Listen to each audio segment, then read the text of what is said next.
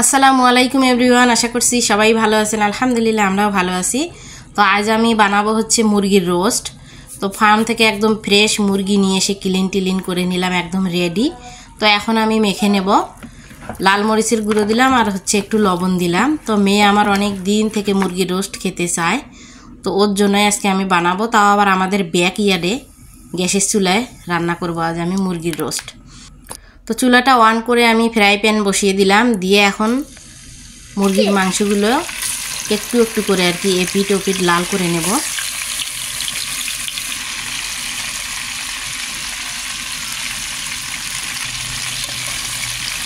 তো এক পিঠ হয়ে গেল, আর এক পিঠ এখন আমি উল্টিয়ে দিচ্ছি। বেশি কিন্তু ভাজা ভাজা করা যাবে না, সামান্য একটু লাল লাল।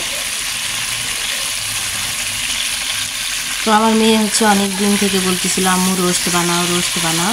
তো দেখা যায় ফার্মে যখন যাই তখন আর মনে থাকে না, হাঁস নিয়ে আসি, অন্য কিছু নিয়ে আসি, বা মুরগিও নিয়ে আসি, কিন্তু এভাবে কেটে নিয়ে আসি না।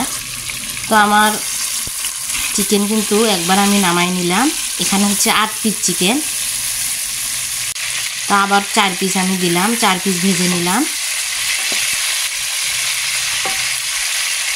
তো এটারও হচ্ছে 1 পিস হয়ে গেছে, এখন উল্টিয়ে দিচ্ছি। একটা বড় সাইজের মুরগি, সেখান থেকে আমি 8 পিস মাংস এখানে নিয়ে নিয়েছি, আর বাকিটা রেখে দিয়েছি।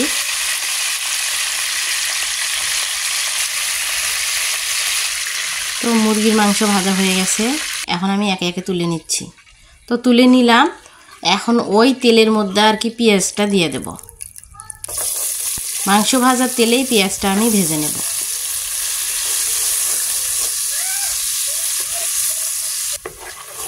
তো পেঁয়াজটা একটু লাল লাল করে ভেজে নিয়ে এখানে আমি দিয়ে দিলাম বাদাম বাটা, মরিচ, আদা, রসুন সব একসঙ্গে আমি ব্লেন্ড করে নিয়েছি। তো দিয়ে দিলাম।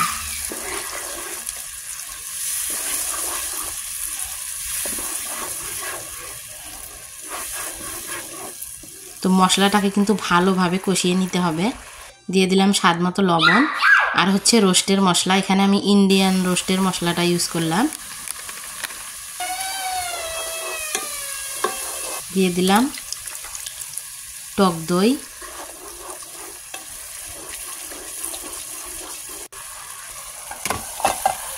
মশলাটা কষিয়ে নিয়ে আমি এখানে দিয়ে দিলাম মাংসগুলো, ভেজে রাখা মাংসগুলো।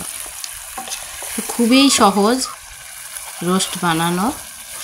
তো মাংসটাকে একটু আমি কষিয়ে নিয়ে এখানে আমি 3 কাপ পরিমাণ লিকুইড দুধ দিয়ে দেব। তো আমি কিন্তু 3 কাপ পরিমাণ লিকুইড দুধ দিয়েছিলাম, দিয়ে মাংসটা সিদ্ধ করে নিয়েছি, মানে রোস্টটা।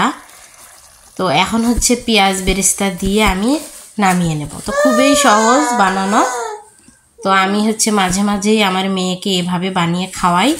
তো এখানে হচ্ছে পানির বদলে দুধটা আর কি ইউজ করবেন। তো আমি যা করি আর কি, তো অনেকে হচ্ছে এখানে পানি দেয়, তো আমি দুধটাই দিলাম। তো আমার মেয়ে হচ্ছে এভাবেই পছন্দ করে খেতে, ঝাল ছাড়া একদম।